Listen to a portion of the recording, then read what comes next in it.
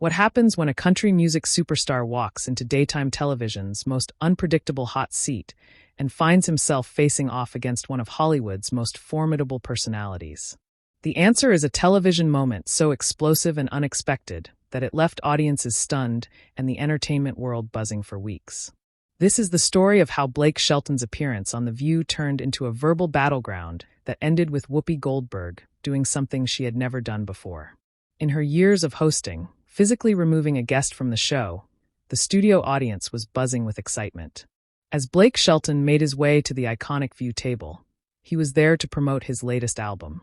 But what started as a routine promotional appearance quickly transformed into something far more intense.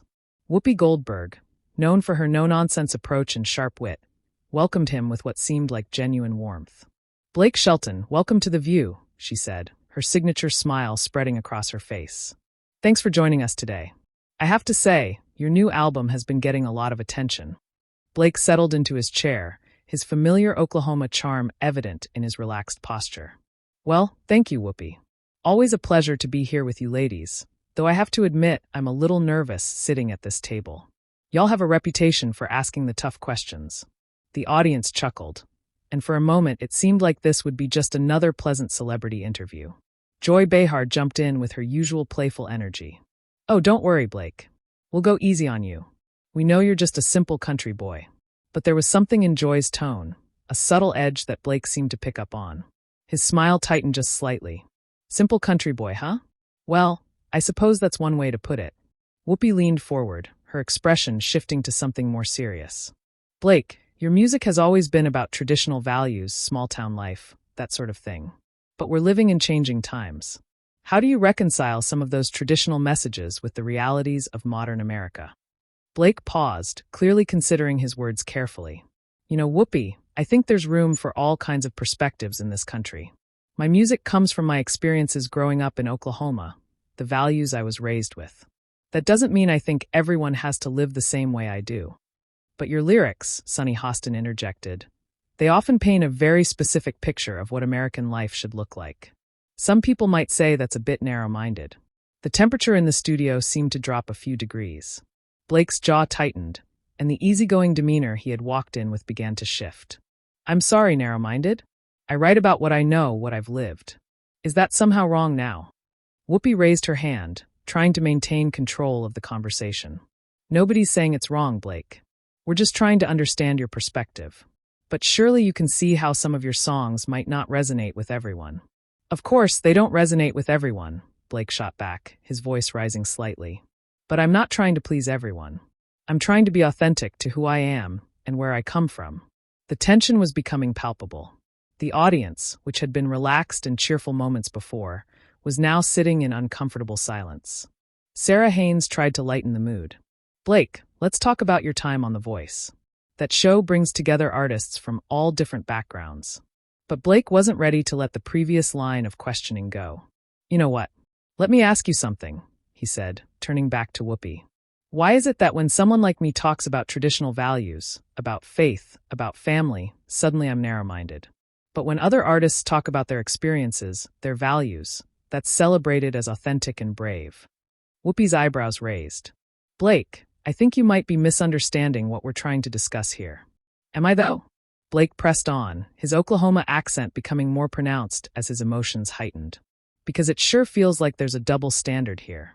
I come from a place where people work hard, believe in God, love their families, and try to do right by their neighbors.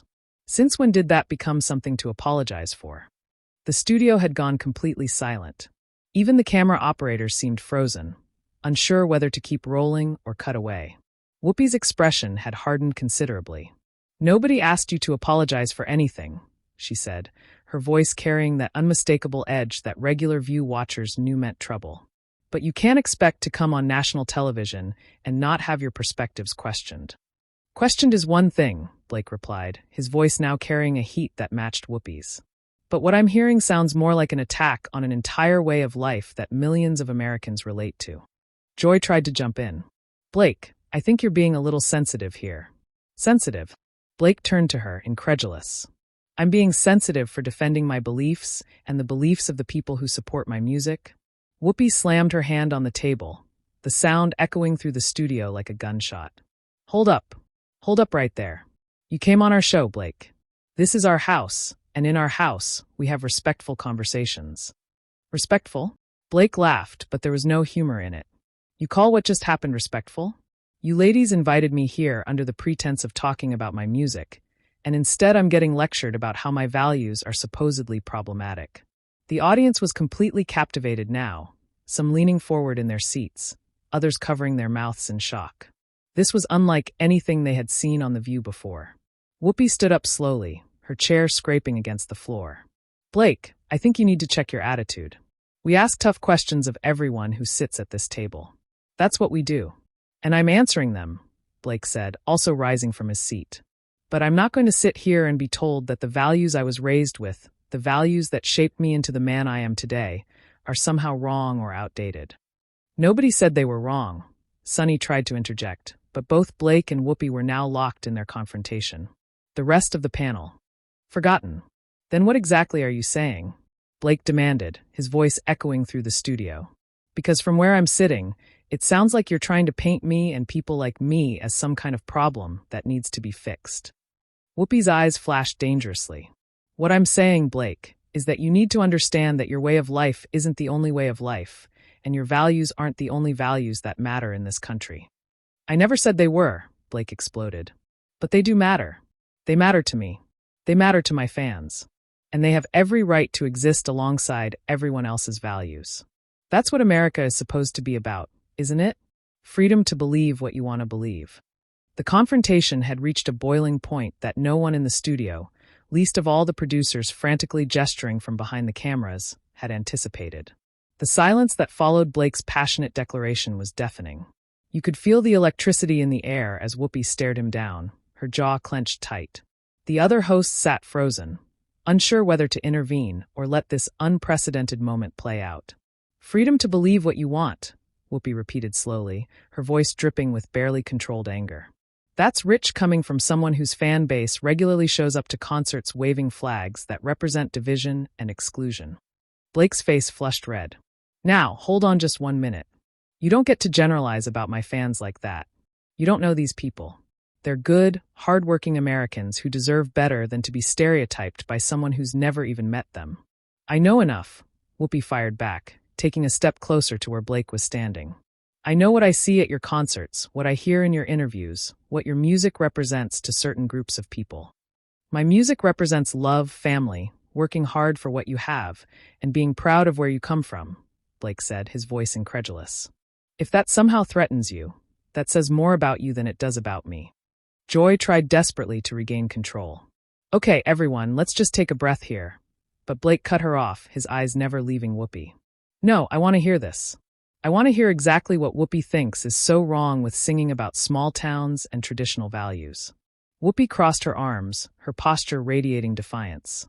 What's wrong is when those so-called traditional values are used as code words for keeping other people down, for maintaining systems that hurt marginalized communities. The audience gasped audibly. Several people in the front row had their hands over their mouths in shock. This was not the polite celebrity interview anyone had expected. Blake shook his head in disbelief. Code words? Are you serious right now?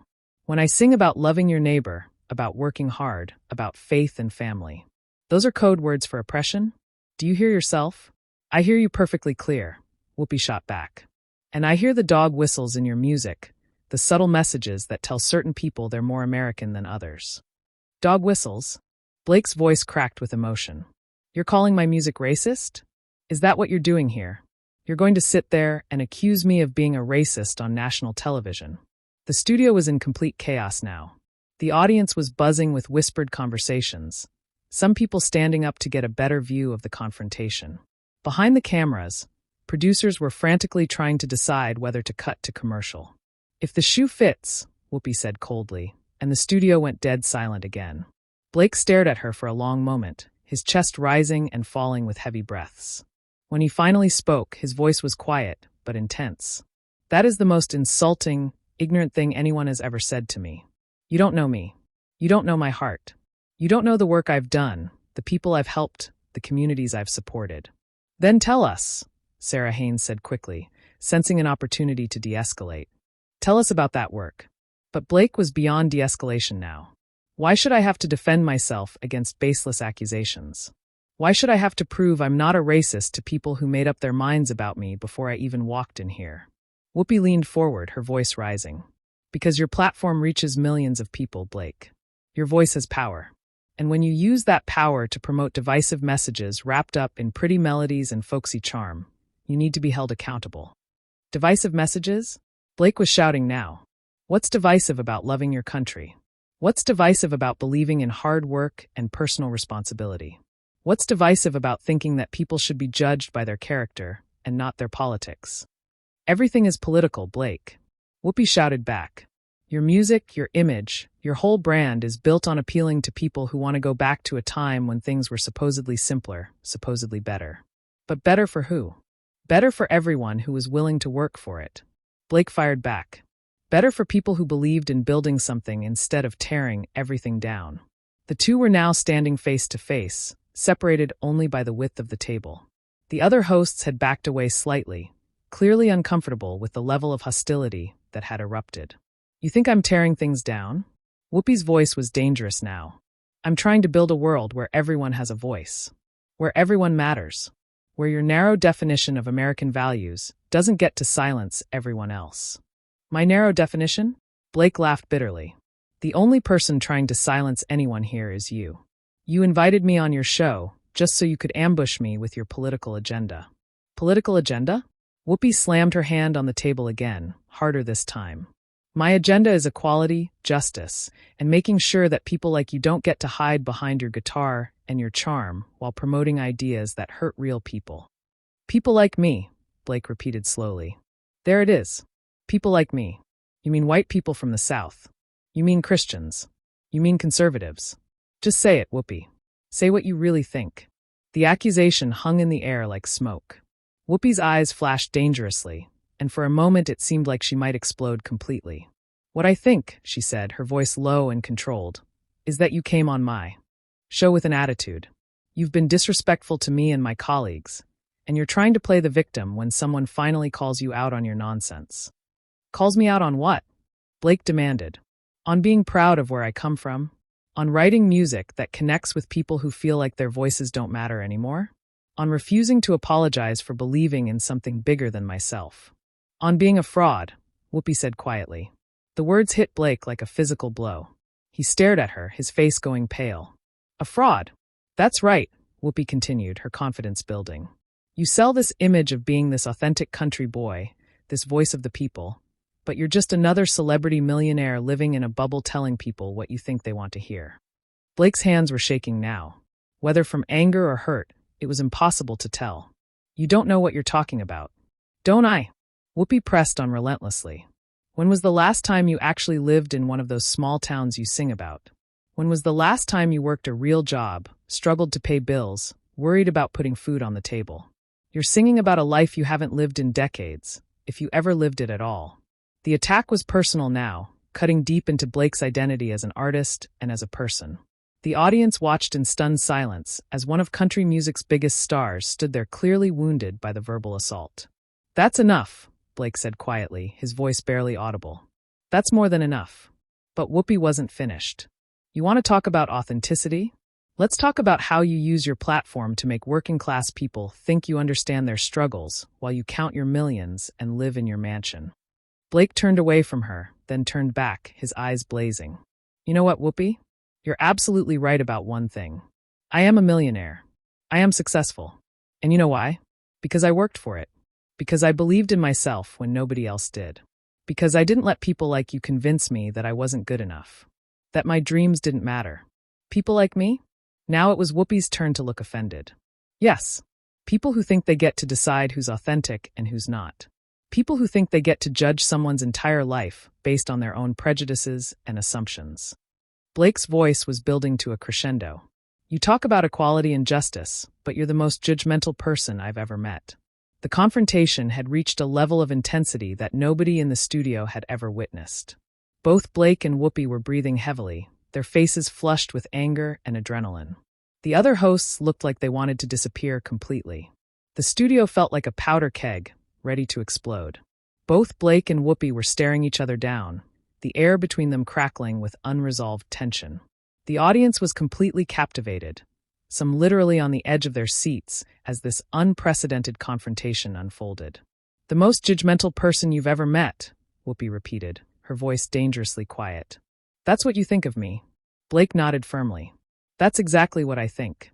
You invited me here under false pretenses, attacked my character, my fans, my music, and my entire way of life. All because I don't fit into your narrow little box of what an acceptable celebrity should be." "Narrow little box?" Whoopi's voice was rising again. "I've spent my entire career fighting against narrow little boxes. I've broken barriers that people like you didn't even know existed." "People like me," Blake said again, shaking his head. "You keep saying that. People like me. What exactly do you mean by that, Whoopi? Say it clearly so everyone watching can understand exactly what you think of people like me." The challenge hung in the air. Whoopi looked around the studio, suddenly aware that every camera was focused on her, that millions of people were watching this moment. But she was too far gone to back down now. "Fine," she said, stepping even closer to Blake. "People like you are the problem with this country. People who think their way of life is under attack, when really they're just being asked to share the spotlight. People who wrap themselves in the flag and claim to represent real America, while ignoring everyone who doesn't look like them or think like them." Blake's jaw dropped. "Are you listening to yourself? You're literally proving my point. You're standing there making sweeping generalizations about millions of Americans based on nothing but your own prejudices." "My prejudices?" Whoopi laughed harshly. "That's rich coming from someone whose entire career is built on appealing to people's worst instincts." "Worst instincts?" Blake was incredulous. "Love of family is a worst instinct? Pride in your community is a worst instinct? Believing in hard work and personal responsibility are worst instincts. When they're used as weapons against other people, yes," Whoopi shouted. "When they're used to justify treating other Americans as second-class citizens, yes." Blake took a step back, his face flushing with anger and hurt. "You don't know what you're talking about. You've never been to the communities I come from. You've never met the people who listen to my music. You're just spouting talking points and stereotypes." "I know enough," Whoopi shot back. "I know what I see. I know what your music represents to certain groups of people." "What it represents to certain groups of people," Blake repeated slowly. "Do you hear yourself? You're judging my entire life's work based on what you think other people might think about it. That's not my responsibility." Joy tried once more to intervene. "Maybe we should take a commercial break." "No," Blake cut her off firmly.